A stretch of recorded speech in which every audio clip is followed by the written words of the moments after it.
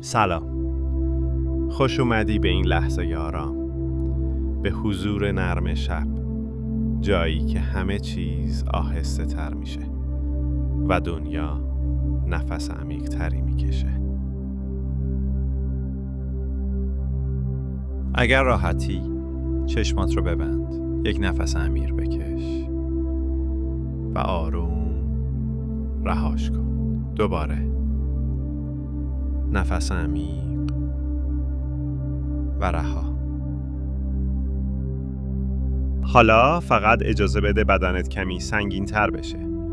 شانه ها، آرواره، عضلات صورت، همه میتونن کمی رها بشن. شب مثل یک پتو آروم داره روی جهان پهن میشه.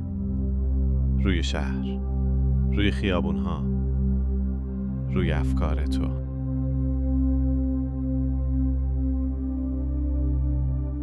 تو هم بخشی از این شب هستی، بخشی از این سکوت، این آرامش، این نرمی. حالا تصور کن آسمان شب بالای سرته، وسیع، عمیق، پر از ستاره هایی که آروم می درخشن. هر ستاره مثل یک نقطه آرامش. به حس حضورت در این لحظه توجه کن. نه گذشته، نه آینده. فقط همینجا، همین لحظه، همین شب. اگر فکری اومد لازم نیست باهاش بجنگی، فقط نگاهش کن و بذار مثل یک ابر کوچیک آهسته از کنارت عبور کنه. تو این جایی، در آغوش شب، در امنیت کامل، هیچ عجله‌ای نیست، هیچ بایدی نیست.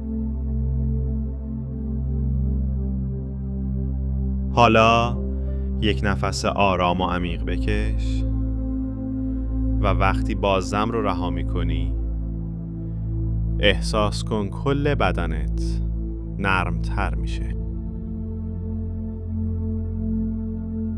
کم کم توجه تو به قلبت بیار، اونجا که زندگی آروم و پیوسته جریان داره.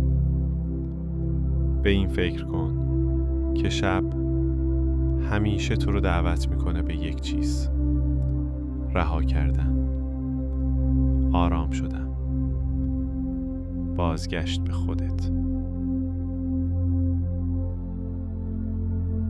پس همین حالا هر چیزی که امروز سنگین بود، هر فکری که سر و صدا می کرد، هر نگرانی کوچک یا بزرگ، همشونو بذار کنار.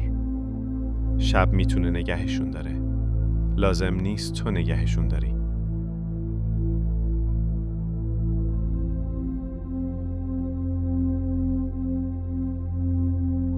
تو میتونی آروم باشی، میتونی اجازه بدی که سکوت شب مثل یک موج گرم و ملایم روی روحت حرکت کنه.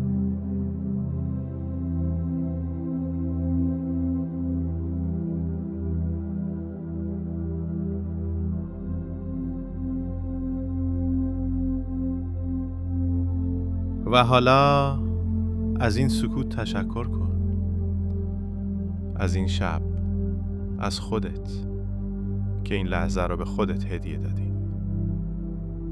وقتی آماده بودی آروم با یک بازدم نرم برگرد بدنت به اتاق، به اینجا.